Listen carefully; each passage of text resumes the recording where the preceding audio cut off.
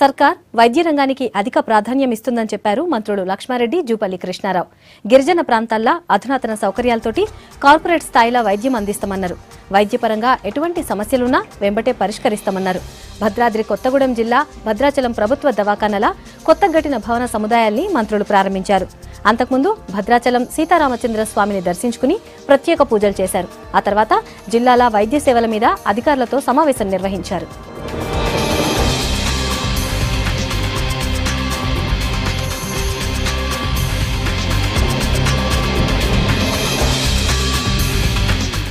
ఇప్పుడే ఈ ప్రాంతంలోనే అన్ని హాస్పిటల్స్ పూర్తిస్థాయి ఇంప్రూవ్మెంట్ చేస్తూ ఉన్నాం.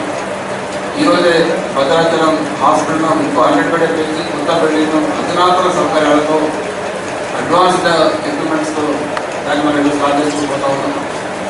దాంతోపాటు మిగతా అన్ని హాస్పిటల్స్లో అవసరమైన ఎక్విప్మెంట్స్ కానీ మీరు అడిగిన ఏ విషయాల్లో కానీ ఇమీడియట్గా మేము స్పందించి సిద్ధంగా ఉన్నాం. మీ ప్రాంతాల్లో ఉన్న సమస్యల మీద ఈ ప్రాంతాల్లో ఉన్న ఇన్ని హాస్పిటల్ సూపరింటెండెంట్స్ ఉన్నారు, మెడికల్ ఆఫీసర్స్ ఉన్నారు. మీ ప్రాంతాల్లో మీ హాస్పిటల్స్లో అవసరమైన ఏదైనా సరే మాకు చెప్పండి, తప్పకుండా వాటిని ఇవ్వడానికి మేము సిద్ధంగా ఉన్నాం. గిరిజన ప్రాంతానికి ప్రాధాన్యత ఇచ్చాం. ఇప్పుడు భద్రాచలంలో 100 పడకలు కూడా ఏమన్నా టైంలోనే చేసుకోగలిగాం. కాబట్టి ఈ హాస్పిటల్ని పెద్ద ఎత్తున అభివృద్ధి చేయాలనే ఉద్దేశంతో ఈరోజు అది కూడా ప్రారంభించుకుంటున్నాం.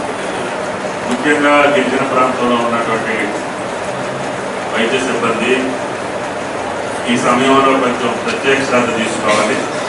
కొత్తగూడెంలో మెయిన్ హాస్పిటల్ ఉంది, భద్రాచలం ఉంది, మణుగూరు కూడా స్టార్ట్ చేసుకుంటున్నాం, ఇల్లెందు కూడా ఉంది, నరసింహరావుపేట ఉంది. కొన్నిటికి ఇంకా మౌలిక వసతులు కల్పించుకోవాల్సిన అవసరం ఉంది. మంత్రి గారు ఫేజ్డ్ మేనర్లో నిధులిస్తున్నారు. లేటెస్ట్ ఎక్విప్మెంట్ తోటి కార్పొరేట్ హాస్పిటల్ ధీటుగా, ఇంకా చెప్పాలంటే అంతకంటే మేలైనటువంటి ఎక్విప్మెంట్ని మంత్రి గారు స్వయంగా పరిశీలించి కొనుగోలు చేయడం జరుగుతుంది.